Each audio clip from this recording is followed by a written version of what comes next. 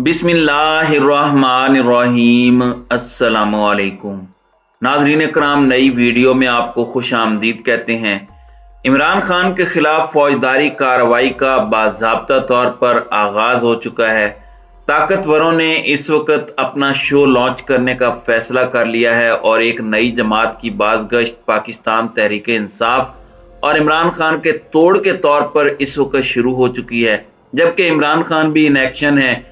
इमरान खान ने भी कुछ बहुत बड़े रिकॉर्ड्स तोड़कर ये वाजे कर दिया है कि इस वक्त मुल्क में सियासत सिर्फ और सिर्फ इमरान खान के गिर्द घूमती है और अब इस पर ठप्पा भी लग चुका है। नाज़रीन कराम, इस वक्त मुल्क में जो सियासी सूरत हाल चल रही है उसमें बड़ा वाजे हो चुका है, बड़ा क्लियर हो चुका है कि इस वक्त इमरान खान 2/3 अक्सरियत से आगे, 3/4 अक्सरियत से आगे, बल्कि क्लीन स्वीप की तरफ जा रहे हैं। मेरी अपनी जब भी बात होती है बहुत से लोगों से, ऐसे लोग जो ग्रास रूट लेवल के पॉलिटिशियंस हैं, जो MNAs और MPAs हैं, जो या तो कैंडिडेट्स हैं, जो अपनी जाती निजी हैसियत की गुफ्तगू होती है, दूसरी पार्टी के कैंडिडेट्स भी इस वक्त ये बात मानते हैं अपनी निजी महफिलों में कि इमरान खान इस वक्त आपको टिकट नहीं देगा। इमरान खान जब पार्टी का टिकट देगा तो इसका मतलब है इमरान खान आपको सीट दे रहा है, आप MNA हो या MPA, आप पक्के हैं। ऑफ कोर्स कुछ हैवी वेट्स तो जीतेंगे, लेकिन इस वक्त इमरान खान को ना तो इलेक्टेबल्स की जरूरत है, बल्कि बड़े बड़े इलेक्टेबल्स को इमरान खान की जरूरत है और बले का निशान एक रियलिटी बन चुका है। अब यहां पर इमरान खान का तोड़ इस वक्त किस किस चीज से मुमकिन नहीं हो सका।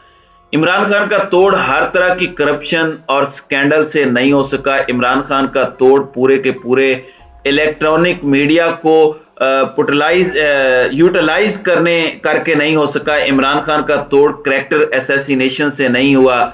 इमरान खान का तोड़ तोशा खाना से नहीं हुआ। इमरान खान को आपने नाअहल किया और आपने फॉरेन फंडिंग केस बनाया, पार्टी बंद करने की planning, minus Imran Khan, minus PTI, ये सब कुछ खत्म हो गया। इसके बाद इमरान खान का तोड़ 13 सियासी जमातें मिलकर भी नहीं कर सकी। इमरान खान का तोड़ वो ताकतवर हल्के जो बड़े बड़े बुर्ज उल्टाने का हुनर रखते हैं वो नहीं कर सके, और ये एक रियलिटी है। और इस क्लैश ने अनफॉर्चुनेटली पाकिस्तान के बहुत से ताकतवर लोगों को कमजोर कर दिया, उन्हें एहसास दिलाया कि मामलात 90 की दहाई वाले नहीं रहे। लेकिन अब यहां पर एक चीज है और वही पुराना स्क्रिप्ट है और कुछ हार्श रियलिटीज हैं। जिस तरह से काफ लीग थी, आपको याद होगा, काफ लीग को मुशर्रफ दौर में एक एसेट के तौर पर तैयार किया गया था जनरल मुशर्रफ के रूल को तकवीयत देने के लिए, और उस वक्त फिर काफ लीग ने हुकूमत बना ली पूरे मुल्क में।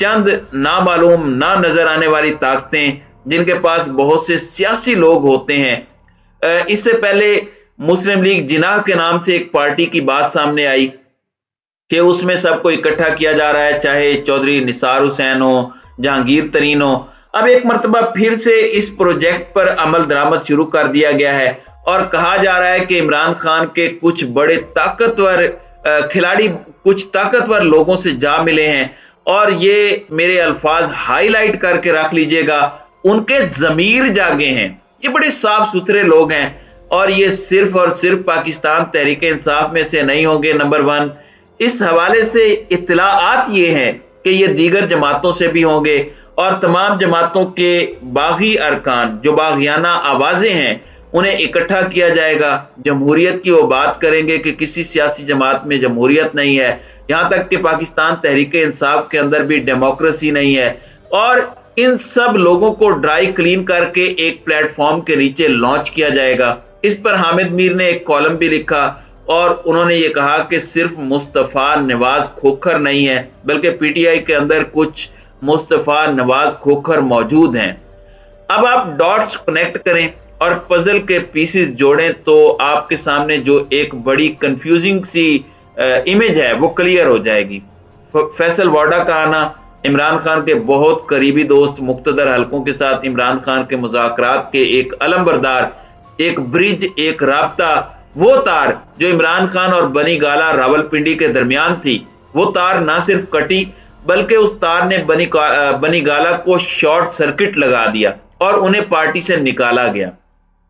پھر میجر خرم روکڑی انہیں لانچ کیا گیا حامد میر کے شو میں، اور اس وقت پتہ چلا کہ یہ پی ٹی آئی کے بڑے ہی امپورٹنٹ اور بڑی ہی اہم شخصیت ہیں، اور وزیر اعظم آزاد جموں کشمیر سردار صاحب پر بھی بہت سے کوسچن مارک لگ گئے ہیں، ان کی لائبلٹی پر بھی بہت سے سوالات اٹھے ہیں۔ بہت سے لوگ کہتے ہیں کہ چونکہ ان کے اپنے کچھ سکینڈلز ہیں، اس سے پہلے ان کی ویڈیوز آ چکی ہیں، بہت عجیب قسم کے سکینڈلز ہیں جن کا میں یہاں پر ذکر مناسب نہیں سمجھتا، وہ اصل ہیں یا غلط ہیں، لیکن اس طرح کی چیزوں سے انہیں بلیک میل کیا جاتا رہا ہے، تو یہ بھی ایک وجہ بتائی جا رہی ہے کہ اس وجہ سے یہ ہو سکتا ہے۔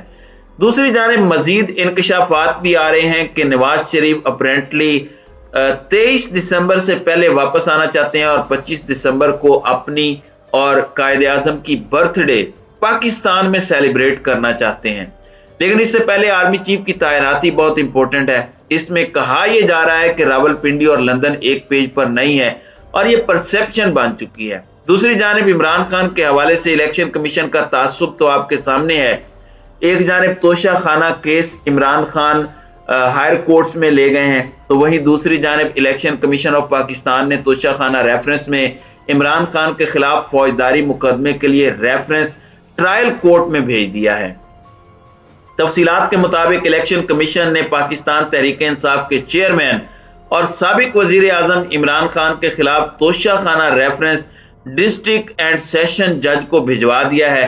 الیکشن کمیشن نے توشہ خانہ ریفرنس الیکشن ایکٹ کے سیشن 137، 167 اور 170 کے تحت بھجوایا ہے اور کہا ہے کہ ٹرائل کورٹ عمران خان پر کرپٹ پریکٹسز کا ٹرائل کرے۔ یہ دیکھیں، یعنی انہوں نے عمران خان کو کرپٹ ثابت کرنا ہے، بتانا ہے کہ عمران خان سے بڑا کرپٹ آدمی ہی اس ملک میں کوئی نہیں ہے۔ سب کو پتا ہے کہ کیا اصل معاملات ہیں، اور سب کو پتا ہے کہ کیا حقیقت ہے اور ریالٹی کیا ہے۔ حقیقت یہ ہے کہ institute of public relation and research نے ایک سروے کیا ہے، اور یہ سروے عمران خان کی مقبولیت کے اوپر ایک ٹھپا ہے، عمران خان کی مقبولیت کے لیے ایک سند ہے، اور موجودہ حکومت سے لوگ غیر مطمئن ہیں۔ کہا یہ جا رہا ہے کہ عمران خان پاکستان میں 83% پاپولر ہے۔ اس کے علاوہ ایک اور institute of public relation and research یہ بتاتا ہے کہ 51% لوگ مہنگائی سے شدید قسم کے تنگ ہیں، اور اس وقت 51% لوگ وہ ہیں جو اس مہنگائی کا کلیئرلی ذمہ دار پی ڈی ایم کی حکومت کو قرار دے رہے ہیں، اور عمران خان کے حق میں یہ پورے کا پورا معاملہ جا رہا ہے، اور عمران خان کی مقبولیت میں دن رات اس وقت اضافہ دیکھنے میں آ رہا ہے۔ ناظرین کرام، اس میں تو کوئی دوسری رائے نہیں ہے، یہ چیز روز روشن کی طرح عیاں ہے، یہ رائٹنگ آن دا وال ہے۔ اس لیے چاہے نئی پارٹی کی کوشش ہو یا عمران خان پر کرپٹ پریکٹسز کا کیس ہو، یہ سب اس بات کو اسٹیبلش کرتا ہے کہ اس وقت ملک میں دو طرح کی سیاست ہو سکتی ہے، یو آر ایدر پرو عمران اور you are either anti Imran, یعنی یا تو آپ عمران خان کے ساتھ ہیں یا پھر عمران خان کے خلاف ہیں، اس کے علاوہ اور کچھ نہیں ہے۔